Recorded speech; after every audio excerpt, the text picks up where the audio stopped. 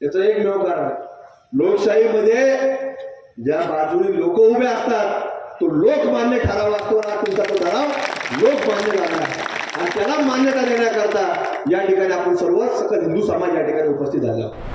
हे देखील गावचं सरकारच यांना तुम्ही निवडून दिलेलं यांना कोणाला विचारायची आवश्यकता नाही. त्यामुळे मरकड साहेब हा लोकमान्य झालेला ठराव आहे, त्यामुळे कुठल्याही प्रकारची तुम्हाला सांगतो परवानगीची आवश्यकता राहिली.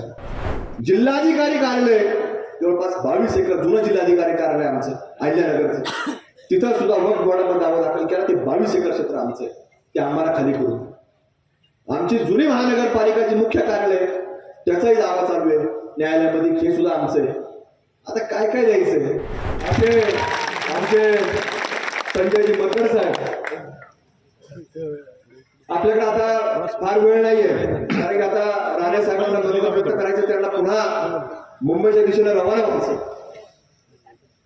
आपल्याकडे आता या सगळ्या लोकांनी भावना व्यक्त केल्या, घटनाक्रम मरकड साहेब तुम्ही सांगितले की कशा कशा रीतीने 2010 पासून हळूहळू सुलेमानी किडा वळवळ करायला लागला. आणि तो 2010 मध्ये असेल, 11 मध्ये असेल, 12 मध्ये असेल आणि शेवटचा वळवळ झाली 17 आणि 17 मध्ये वळवळ जरी झालेली असली शेवटची तर ती थांबलेली नाही. ती सातत्याने तुम्ही जसं सांगितलं की कोण प्रसाद आणतोय त्याची तपासणी तुम्ही केली आणि त्या प्रसादामध्ये काय सापडलं तुम्ही त्याचा खुलासा देखील केला.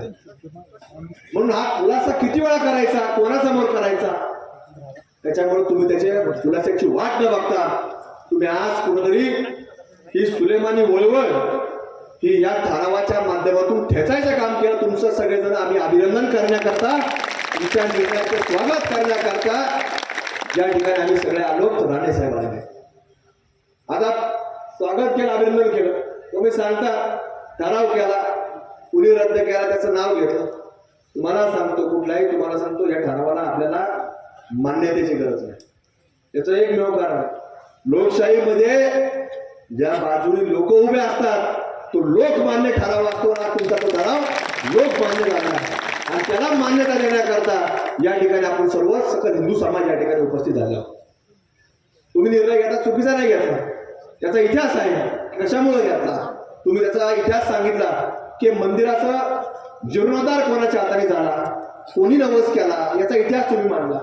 आणि कुठून या अवलादी येतात ते सांगतात आमचं देवस्थान. आपण काय बघत बसणार आहे?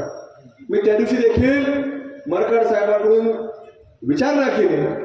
अनेक लोक इथं गाव पातळीवरती गटतट असतात, ते काय आपल्याच गावात असं नाहीये, आपल्या जिल्ह्यात असं नाहीये. महाराष्ट्रात जा, देशात जा, देशाच्या बाहेर जा, तिथं वेगळ्या वेगळ्या ठिकाणी वेगवेगळे मतप्रवाह असतात, वेगवेगळे पक्ष असतात. पण काही मुद्दे असे असतात की त्या मुद्द्यांवरती आपल्याला एकत्र यावं लागतं. आज 400-500 लोक, मुठभर लोक आणि जर 5-7 हजार लोक, या लोकांसमोर जर आपल्याला जर खाली टाकावं लागत असेल त्याच्यापेक्षा दुर्दैव नाही.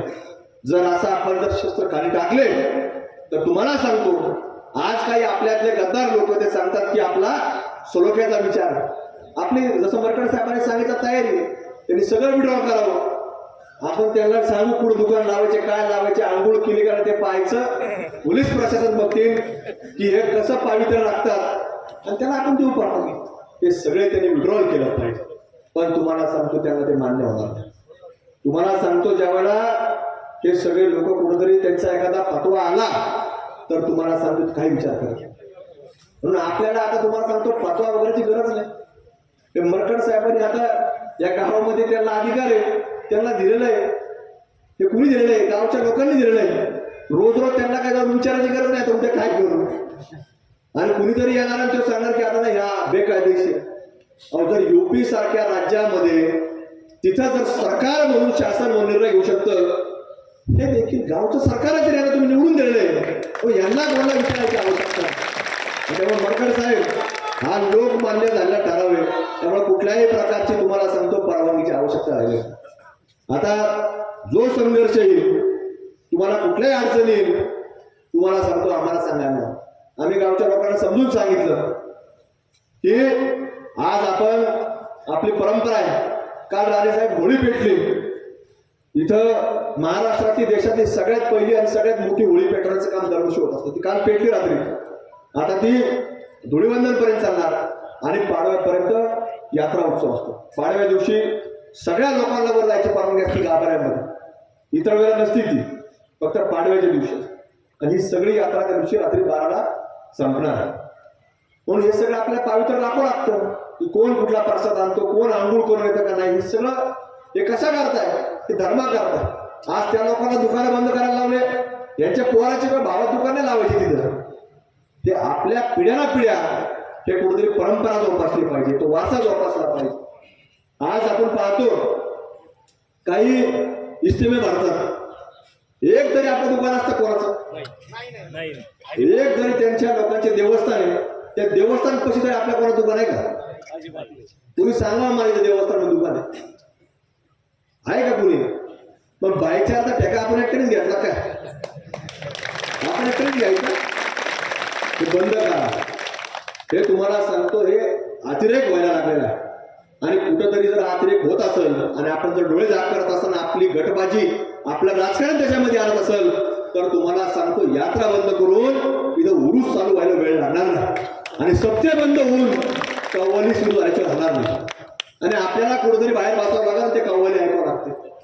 आपल्याला कुठेतरी सप्ते बंद करून कव्वाली ऐकावं लागतील. आणि हा प्रसाद आपलं देवस्थान सोडून तुम्हाला सांगतो इथं कुठेतरी बोकडे कापण्यात देखील कार्यक्रम झाल्याशिवाय राहणार नाही. हे आपल्याला एकजूट करावं लागणार. आणि म्हणून मरकड साहेबांना त्याच्या करता आहे, हा त्याच्या करता त्यांनी लढा उभा केलाय. आज वक्फ बोर्ड म्हणजे इथंच देवस्थानावर दावा करता इथं नाही. आज आपल्या पोलीस खात्याचं आमच्या अहिल्यानगर शहरामध्ये असणारं police station, city police station, ज्याला कोतवाली पोलीस स्टेशन म्हणतो, त्या पोलीस स्टेशनवर सुद्धा त्यांनी दावा केला की आमचं वक्फ बोर्ड मध्ये ही आमची जागा. अहो जर पोलीस प्रशासनाचे जर म्हणजे हिंदीत म्हणतात ना गिरेबांत हात आला, कसं झालं ना, पोलिसांनी सुद्धा तुम्हाला सांगतो कोणापर्यंत हात आला की पोलीस स्टेशन खाली करा, ते आमची जागा. जिल्हाधिकारी कार्यालय जवळपास 22 एकर जुनं जिल्हाधिकारी कार्यालय आमचं अहिल्यानगरचं, तिथं सुद्धा वक्फ बोर्डामध्ये दावा दाखल केला ते 22 एकर क्षेत्र आमचं आहे, ते आम्हाला खाली करून. आमची जुनी महानगरपालिकाची मुख्य कार्यालय त्याचाही दावा चालू आहे न्यायालयामध्ये, हे सुद्धा आमचं आहे. आता काय काय द्यायचंय? हे जर असं होत असेल तुम्हाला सांगतो, तर आपल्याला एकजूट जर नसलो तर हे ते जे मागतात ते सगळं शक्य होईल. त्याच्याकरता येणारा काळ कठीण आहे. त्यामुळे आपल्या सर्वांना एकजूट राहणं, एक विचाराने राहणं आणि कुठंतरी छत्रपती शिवाजी महाराजांच्या विचारांना जी निर्माण झालेली भगवी पताका आहे, त्या पताक्याच्या एक झेंड्याखाली आपल्या सर्वांना एक राहण्याची आवश्यकता निर्माण झाली. आणि म्हणून त्याच्याकरता मरकड साहेबांनी हा निर्णय घेतला आणि त्याचं स्वागत करण्याकरता आज आपलं सर्व सकल हिंदू समाज संपूर्ण राज्यातून, आज राणे साहेब देखील आले, आपले अनेक असंख्य मान्यवर मंडळी, हिंदू सर्व बांधव या ठिकाणी आलेले आहेत. मरकड साहेब तुम्ही घाबरू नका, कुठली काळजी करू नका, कुणी काही करत नाही, आम्हाला काही लय वेळ लागत नाही यायला, लय वेळ लागत नाही, सगळे आम्ही इकडे तत्पर आहोत. आणि हे सगळ्या लोकांना आमची विनंती की आज कुठेतरी हे देवस्थान, वेगवेगळे शासकीय कार्यालय वेगवेगळ्या ठिकाणी जर असं जर होत असेल तर आपल्याला सगळ्या अडचणी येतील. मग तुम्ही आता लक्षात ठेवा की आज आपल्याला या सगळ्या याच्यातून मुक्तता जर घ्यायची असेल तर आपल्याला कुठेतरी आज विचार करावा लागणार. आणि म्हणून आज हे सगळं काम ते येणाऱ्या पिढी करतात, ते आज आपल्या पिढ्या जातील, पण पुढच्या पिढ्या या निश्चित रूपाने तुम्हाला सांगतो की आपण एक नसलो तरी तर कव्वाली आणि उरूस करता येतील. त्यामुळे आपल्या सर्वांना एकत्र राहण्याची आवश्यकता. आज छावा चित्रपटाचा उल्लेख सागर भैयाने केला. सगळेजण पहा की काय परिस्थितीमधून त्या लोकांनी कुठेतरी कार्य केलं, कशा करता केलं. ते लोक लढले नसते तर आपण उभा राहिलो नसतो. आणि आज आपण जर उभा राहिलो नाही तर पुढच्या पिढ्या तुम्हाला सांगतो आपल्याला माफ करणार नाहीत. की आपल्याला सगळ्यांना देखील तुम्हाला सांगतो की भगव्या डोक्याच्या ऐवजी जाळीच्या डोक्या पुढच्या पिढीच्या डोक्यात राहते. म्हणून आपल्याला लोकांना सांगावं लागणार. आज बरेच लोक जागृत नसतात. बऱ्याच लोकांना आम्हाला फोन करावा लागतो, व्यक्तीच्या भेटून सांगावं लागतं की असं नाही. तरी देखील तुम्हाला सांगतो कुठेतरी त्यांच्या डोक्यामध्ये तो एक वेगळा पिढा घातलेला असतो की आम्ही कसे राहतो म्हणजे तुम्ही गुन्हा गोविंदांना आणतो, त्या शब्दाचा आणला तुम्ही की गोविंदा गेला, गुन्हा गेला, काय राहिलंय काय. म्हणजे हे सगळे आपल्याला सांगतो या पिढ्या मार्गात केल्याशिवाय लोक राहणार नाही. त्यामुळे आपल्या सर्वांना आता पुढच्या काळामध्ये सत्र करा. हे जसं आता सागर भाईने सांगितलं की आज संभाजी महाराजांचा वध ज्या माणसाने केला आज त्याची थडगा इथं आहे महाराष्ट्रामध्ये, महाराष्ट्र भूमीमध्ये. आपल्याला प्रत्येकाने तिथे गेलं पाहिजे.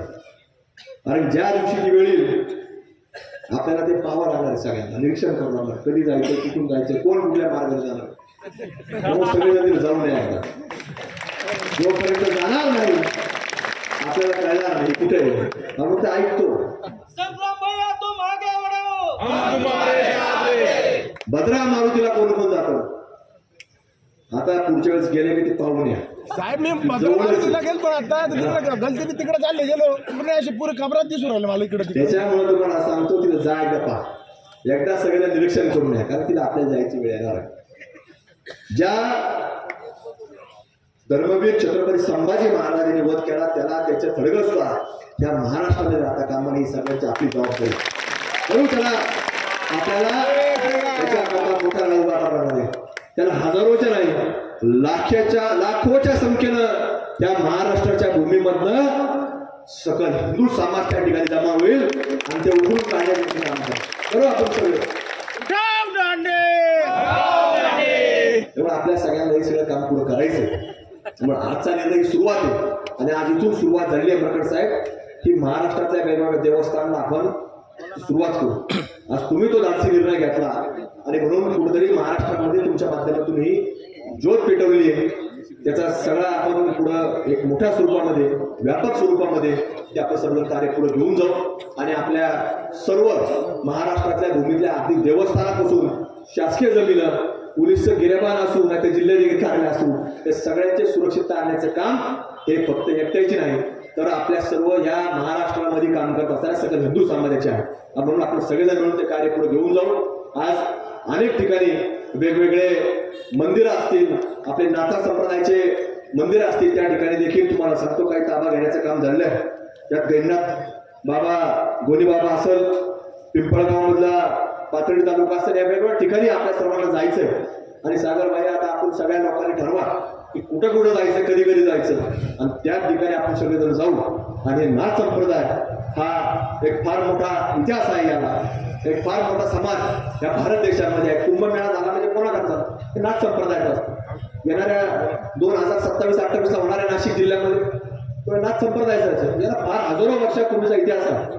आणि मग हा जर इतिहास मिटवायला जर कोणी असेल तर त्या सगळ्या लोकांना आपल्याला कुठेतरी चांगल्या दिशेने आपल्याला काम करावं लागणार आहे. त्यामुळे आज आपण एक समूह म्हणून सकल हिंदू समाज म्हणून आपल्या सर्वांना कुठेतरी ते काम करण्याची आवश्यकता आहे. त्यामुळे आपण निश्चित रूपानं पुढची आपली दिशा ठेवून आपण काम करत राहू हेच आपल्या सर्वांना विनंती करतो.